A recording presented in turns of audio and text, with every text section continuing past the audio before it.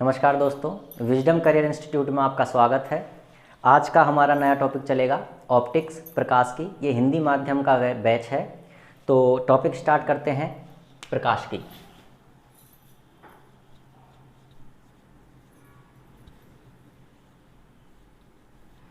प्रकाश की को इंग्लिश में ऑप्टिक्स बोला जाता है।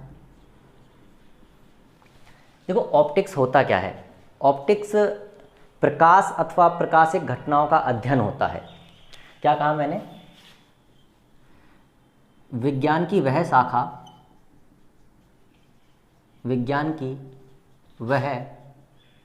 शाखा जिसमें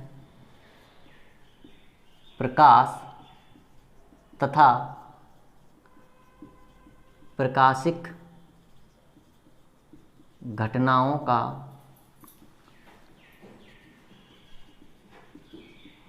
अध्ययन किया जाता है, प्रकाशिकी कहलाता है।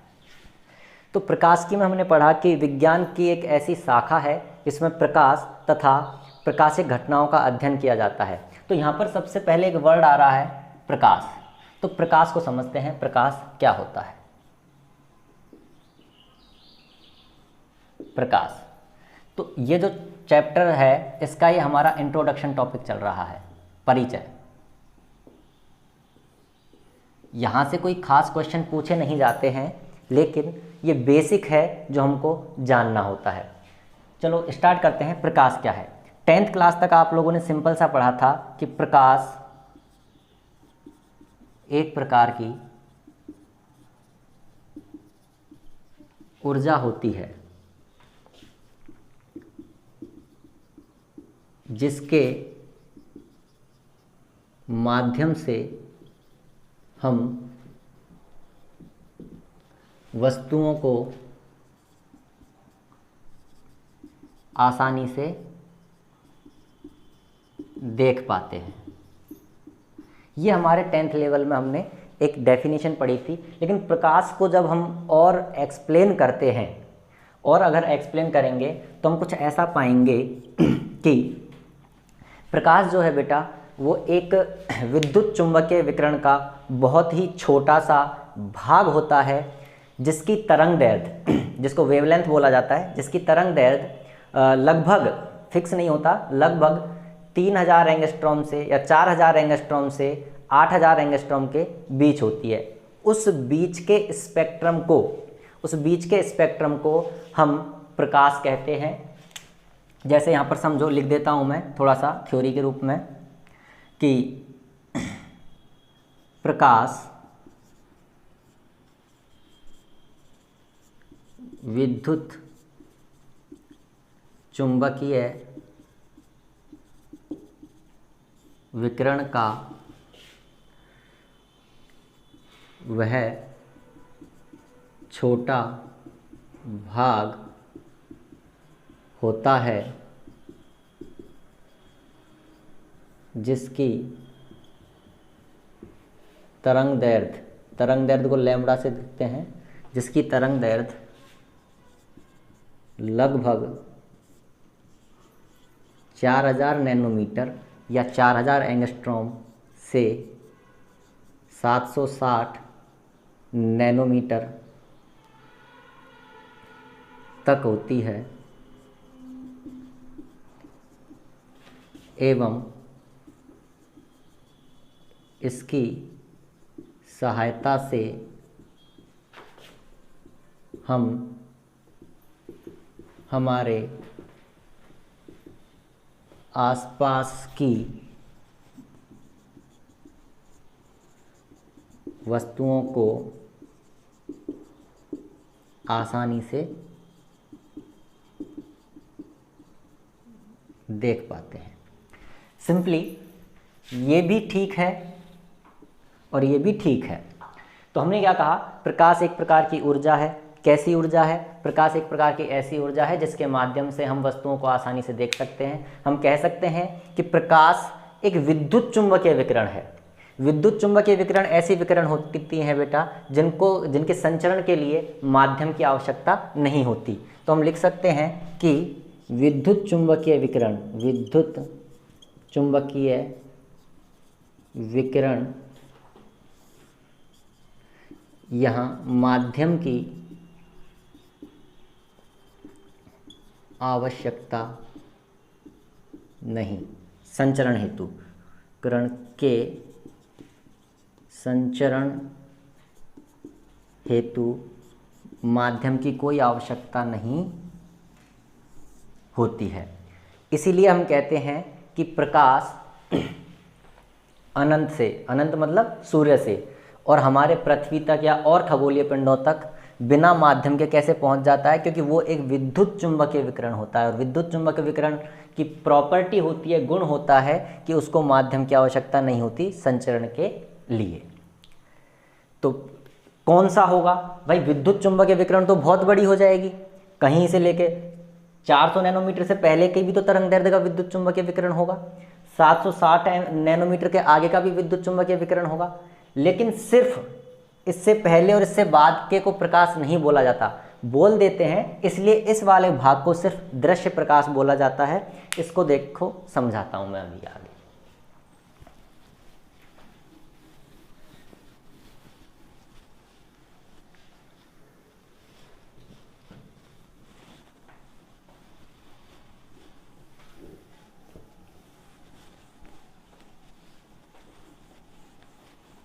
देखिए, हम एक विद्युत चुंबकीय विकिरण का आलेख बनाते हैं।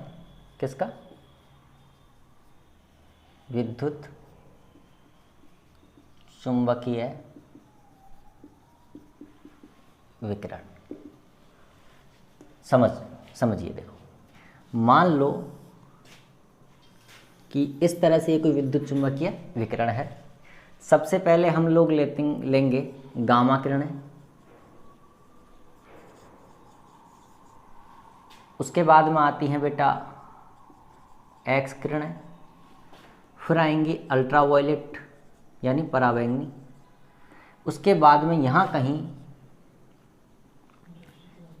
300 नैनोमीटर से और यहाँ लगभग 760 नैनोमीटर, इसको कई बार 340 नैनोमीटर भी लिखा जाता है, नैनोमीटर तक।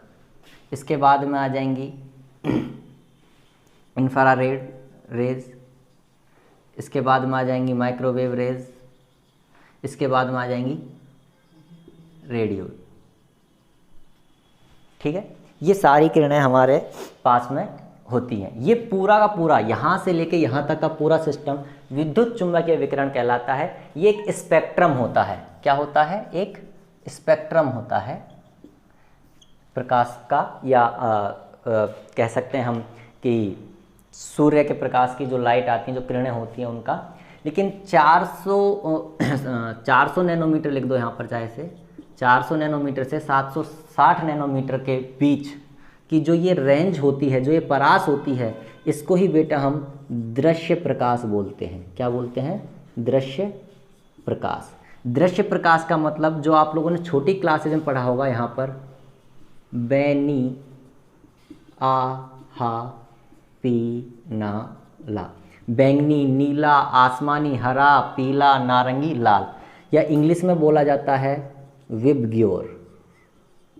जो पढ़ा है, कहने का मतलब इस स्पेक्ट्रम के बीच का, इस तरंग दैर्ध्य के बीच का प्रकाश ही हमको दिखाई देता है।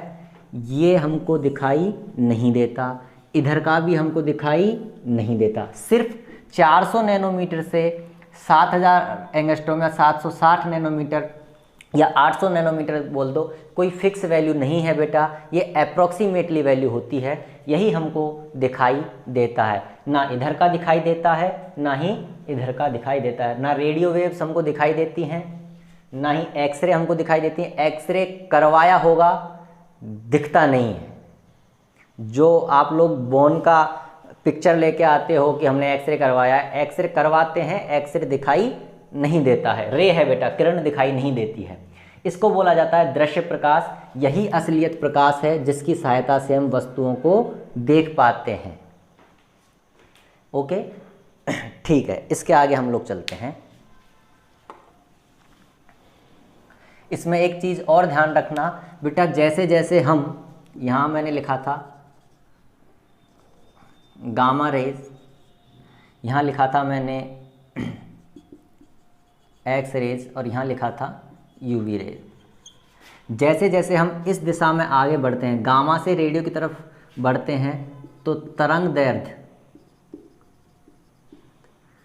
दैर्ध्य जो लैम्बडा होती है वो क्या होती है बेटा, वो बढ़ती है, और आवृत्ति जो होती है, फ्रीक्वेंसी, वो क्या होती है बेटा, वो घटती है। ये आपको ध्यान रखना है। इसके आगे हम बात करते हैं, वापस से प्रकाशिकी पे पहुंचते हैं और थोड़ी सी चर्चा और करते हैं कि प्रकाशिकी हमारा एक यूनिट है, इसके अंदर 12th क्लास में 2 चैप्टर दे रखे हैं। कब कौन सा चैप्टर पढ़ा जाता है ये डिपेंड करता है यूजेस के ऊपर। तो प्रकाशिकी को 2 भागों में बांटा गया है। पहला होता है किरण प्रकाशिकी, दूसरा है तरंग प्रकाशिकी। किरण प्रकाशिकी को रे ऑप्टिक्स, कभी कभी इसको जियोमेट्रिकल ऑप्टिक्स के नाम से भी जाना जाता है, यानी ज्यामितीय प्रकाशिकी। इसको वेव ऑप्टिक्स या इसको मॉडर्न ऑप्टिक्स के नाम से भी जाना जाता है। माइक्रो लेवल पर इसमें हम बात करते हैं, क्वांटम लेवल की बात होती है यहाँ पे। अब ये बात हमको समझ में आनी चाहिए कि कब तो हम वेव ऑप्टिक्स पढ़ते हैं, और कब हम रे ऑप्टिक्स पढ़ते हैं। तो इसमें थोड़ा सा डिफरेंस है, ज़्यादा कोई डिफरेंस नहीं है, छोटा सा डिफरेंस है, वो समझें। जब बेटा हम बात करें कि जिन सतहों पर या जिन वस्तुओं पर जो काम में लेने वाले उपकरण हैं, जिन पर प्रकाश आपतित होता है, वो यदि प्रकाश की तरंगदैर्ध्य की कोटि से बहुत बड़ा हो, या हम जो काम में, जो हमारे ऑब्जेक्ट्स काम में आ रहे हैं, या हमारे काम में जो भी डिवाइस काम में आ रहे हैं, उनकी जो साइज है वो प्रकाश की तरंगदैर्ध्य की तुलना में काफ़ी बड़ी हो, तो हम रे ऑप्टिक्स की बात करते हैं। और यदि काम में आने वाले ऑब्जेक्ट्स या प्रकाश जिस सतह पर गिर रहा है वो प्रकाश की तरंगदैर्ध्य की तुलना का हो, या उसी कोटि का हो जिस कोटि की प्रकाश की तरंगदैर्ध्य है, तो हम वेव ऑप्टिक्स की बात करते हैं। तो यहाँ लिख सकते हैं कि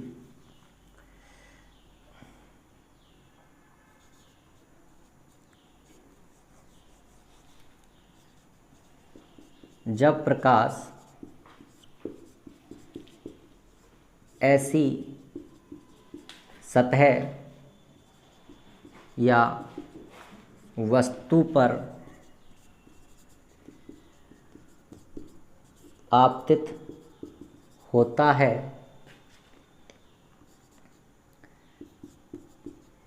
जिसका आकार प्रकाश की तरंगदैर्ध्य की तुलना में काफ़ी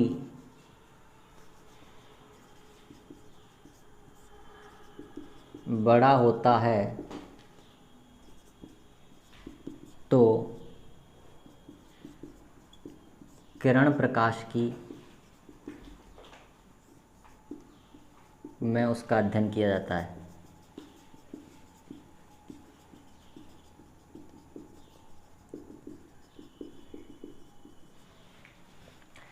इसी तरह से हम लिख सकते हैं कि जब प्रकाश ऐसी सतह पर आपतित होता है जिसका आकार प्रकाश की तरंगदैर्ध्य की कोटि का होता है, तब हम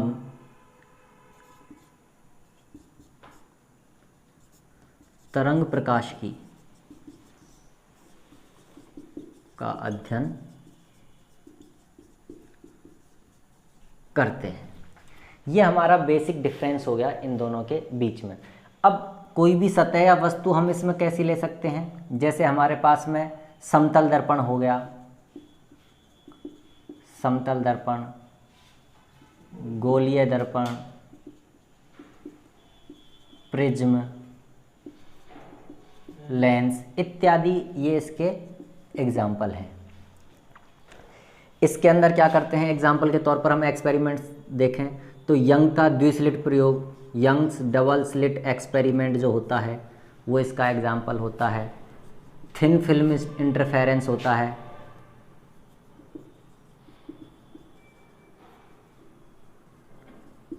ये जो भी एक्सपेरिमेंट जो डिवाइस काम में लिए जाते हैं, आप डिवाइस समझ सकते हो, वस्तु समझ सकते हो, कोई भी एक ऐसी चीज़ समझ सकते हो जिस पर प्रकाश हम आपतित करवाते हैं, तो ये बेसिक डिफरेंस होता है। जनरली किरण प्रकाश के अंदर, सामान्यतया किरण प्रकाश के अंतर्गत हम क्या पढ़ते हैं, परावर्तन, अपवर्तन, ये सामान्यतः इसके अंदर पढ़ा जाता है।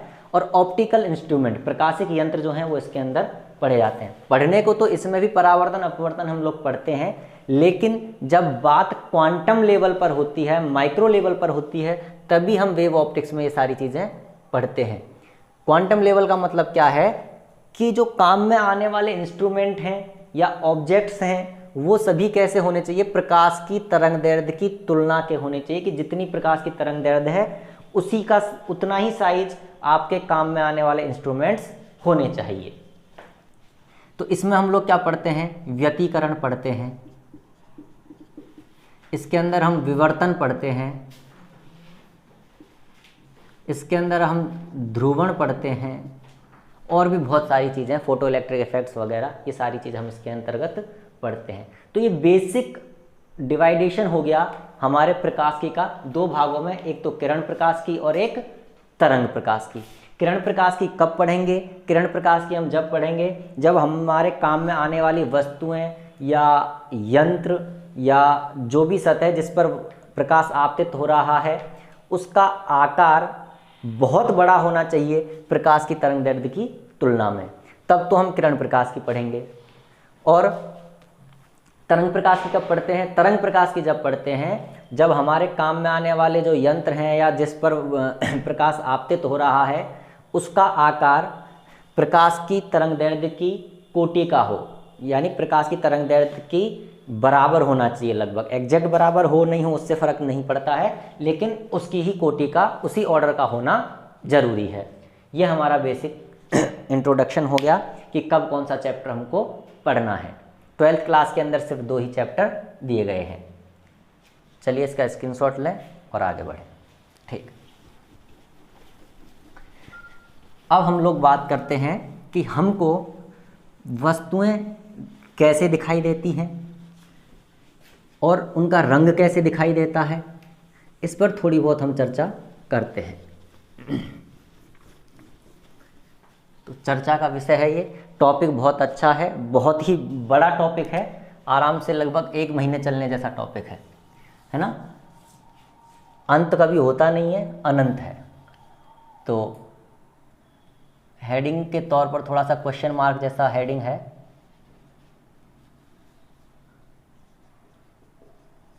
वस्तु हमको कैसे दिखाई देती है, ये क्वेश्चन मार्क।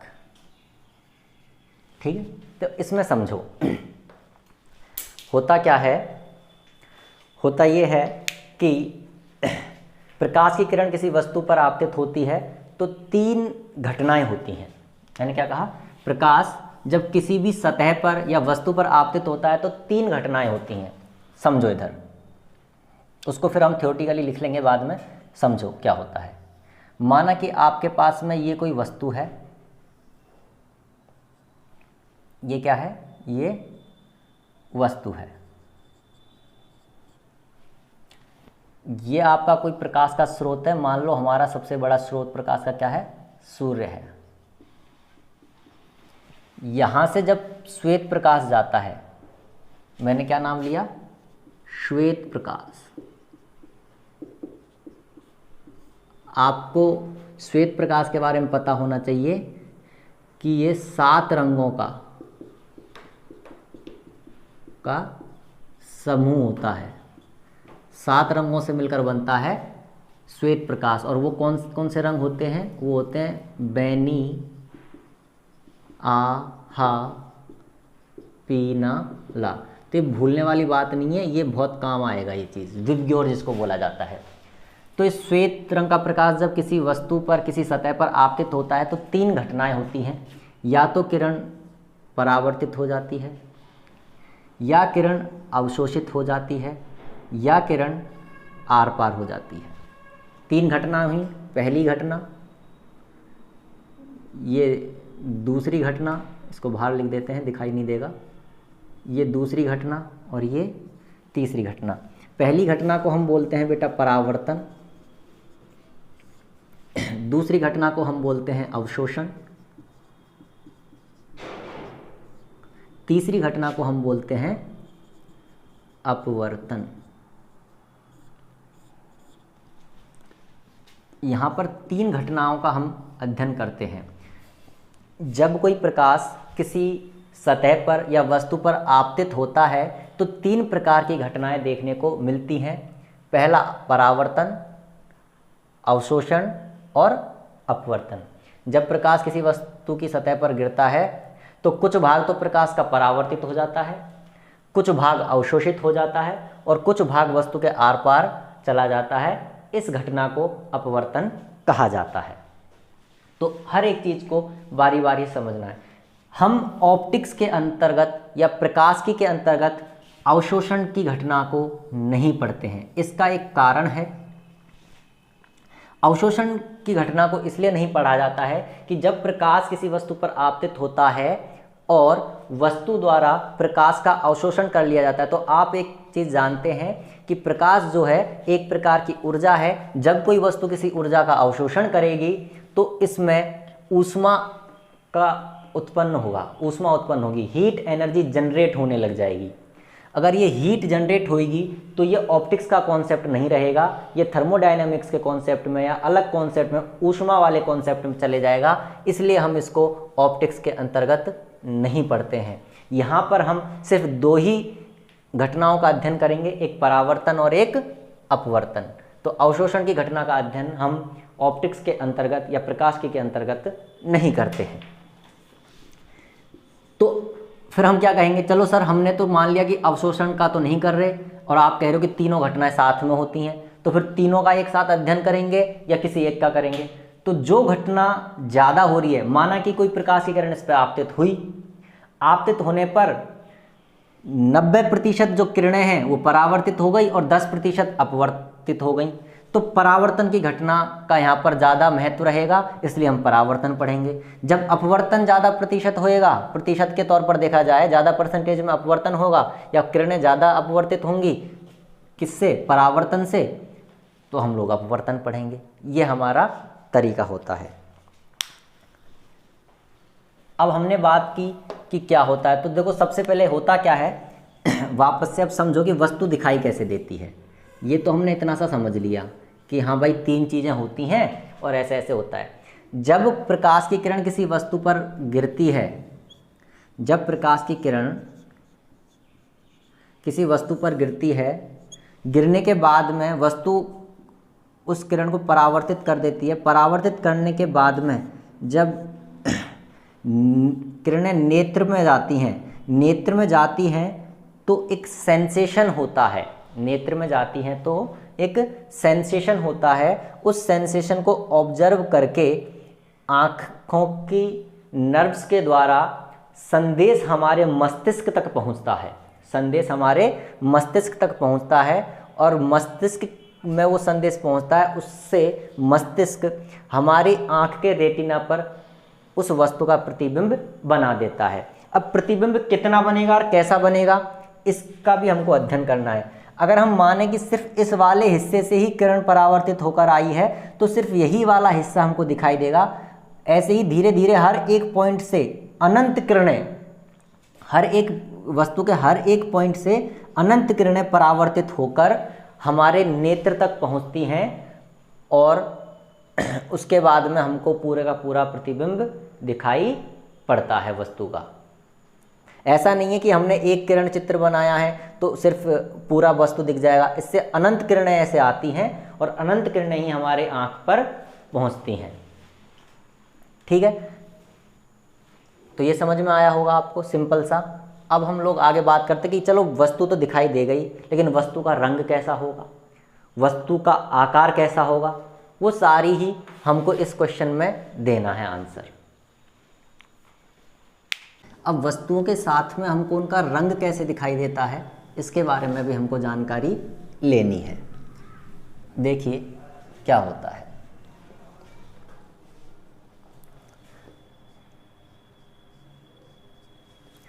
मान लो कि ये कोई आपकी वस्तु है,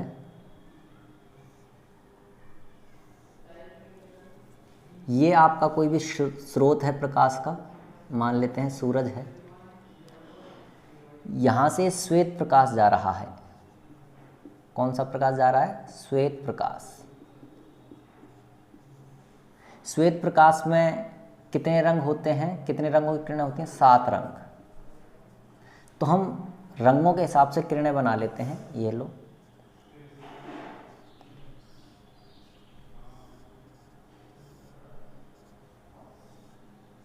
ऐसे मान लेते हैं हम इनको और इनका नाम दे देते हैं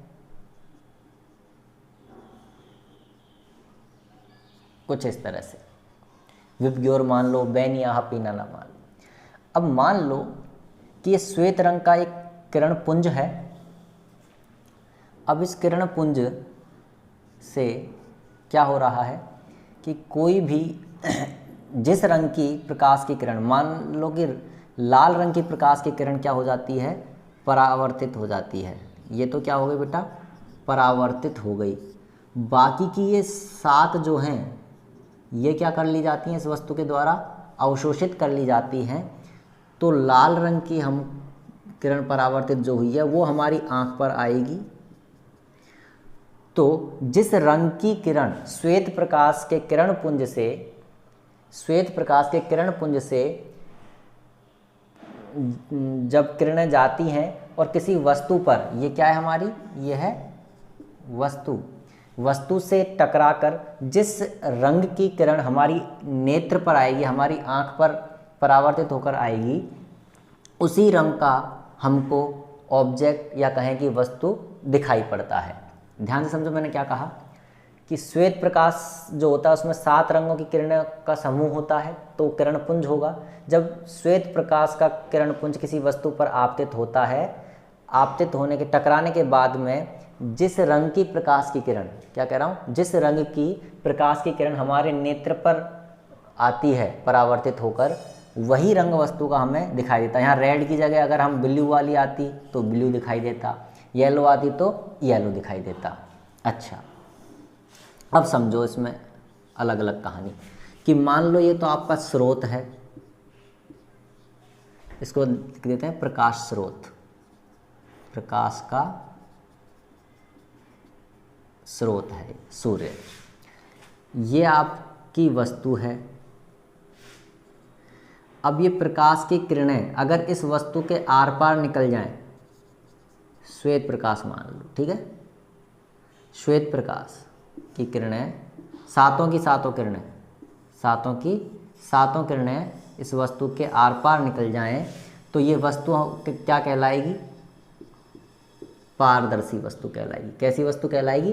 पारदर्शी कहलाएगी। दूसरी बात, अगर ये प्रकाश स्रोत है कोई और ऐसे ही कोई वस्तु रखी हुई है, इस वस्तु पर श्वेत प्रकाश आपतित होता है, 7 के 7 रंग हमको बताने, मान के चलना 7 प्रकाश की किरण पुंज जा रहा है और ये 7 के 7 रंग, श्वेत प्रकाश के 7 रंग इस वस्तु द्वारा क्या कर लिए जाते हैं बेटा? अवशोषित कर लिए जाते हैं। क्या कर लिए जाते हैं? अवशोषित कर लिए जाते हैं। तो ये वस्तु हमको कैसी दिखाई पड़ेगी? ये वस्तु हमको दिखाई पड़ेगी काली। कैसा? इसका रंग कैसा दिखाई देगा? ब्लैक। और ये कैसी होगी? Transparent object. और ये कैसा होगा? ब्लैक ऑब्जेक्ट, या कह दें कि ब्लैक बॉडी होगी,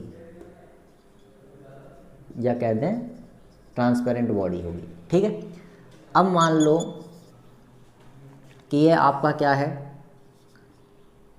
स्रोत है प्रकाश का। यह आपके पास में वस्तु है, ये श्वेत किरण पुंज जा रहा है। ठीक है, श्वेत प्रकाश का किरण पुंज है। 7 के 7 रंग अगर परावर्तित हो जाएं, मतलब श्वेत रंग खुद ही परावर्तित हो गया, बिल्कुल तरीके से परावर्तित होंगे। ठीक है, कुछ इस तरह से, और हमारे नेत्र पर गिरें। ये क्या है? नेत्र। तो हमको ये वस्तु कैसी दिखाई देगी? 7 के 7 रंग अगर परावर्तित हो जाएं तो ये वस्तु हमको कैसी दिखाई देगी? श्वेत दिखाई देगी। कैसी दिखाई देगी? श्वेत, यानी वाइट बॉडी। कैसी दिखाई देगी? वाइट बॉडी हमको दिखाई देगी। क्या क्या पढ़ा हम लोगों ने? यदि प्रकाश किसी वस्तु पर इस प्रकार आपतित हो कि प्रकाश के सभी रंगों की किरणें वस्तु के आर पार हो जाएं, तो वस्तु पारदर्शी कहलाएगी। अगर सभी किरणें किसी वस्तु के द्वारा अवशोषित कर ली जाएं, तो वस्तु कैसी कहलाएगी?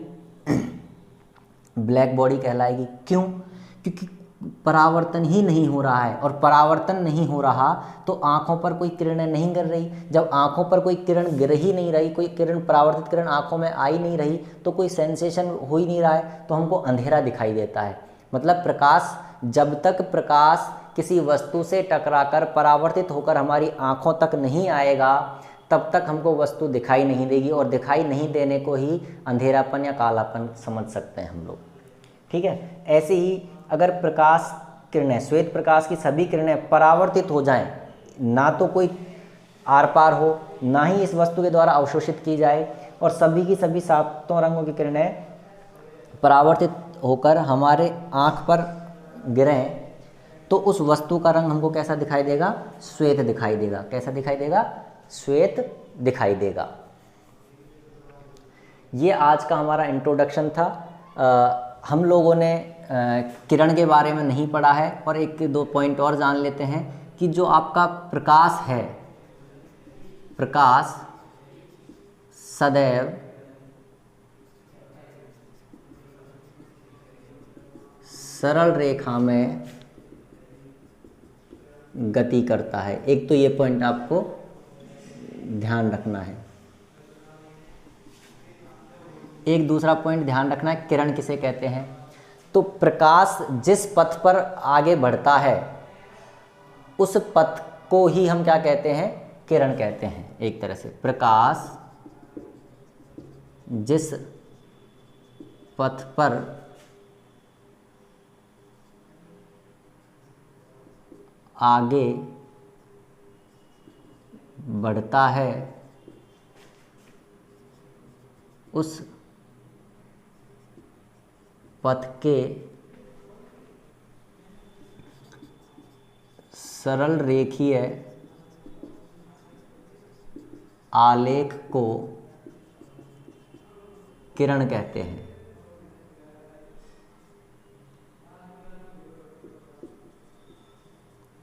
ठीक है।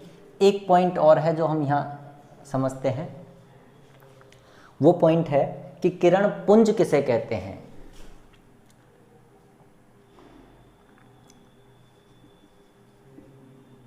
बहुत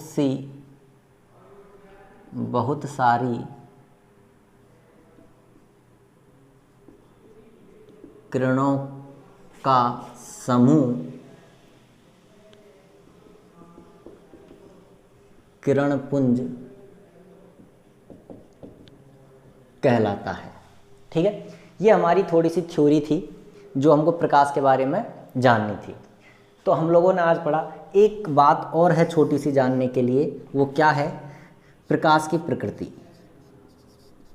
प्रकाश की प्रकृति, जब प्रकाश की प्रकृति की बात होती है तो अलग अलग वैज्ञानिकों ने अलग अलग मत दिए।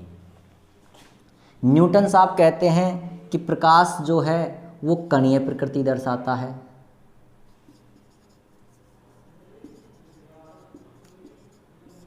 तो एक प्रकृति तो कणीय हो गई। दूसरा, हाइगन कहता है कि तरंग प्रकृति दर्शाता है। तो प्रकाश की प्रकृति के बारे में हम जब पढ़ेंगे तो वो रे ऑप्टिक्स के अंदर नहीं, वेव ऑप्टिक्स का चैप्टर है, वहाँ पर उस चैप्टर का नाम भी क्या रखा गया है? नेचर ऑफ लाइट रखा गया है, प्रकाश की प्रकृति, जो कि अगला चैप्टर होता है। तो प्रकाश की प्रकृति के बारे में तो हम नेक्स्ट चैप्टर में बात करेंगे, लेकिन इस चैप्टर के अंतर्गत हमने जो आज इंट्रोडक्शन पढ़ा है, उस इंट्रोडक्शन के अंदर हम लोगों ने प्रकाश के बारे में जाना है, ऑप्टिक्स क्या होता है इसके बारे में जाना है।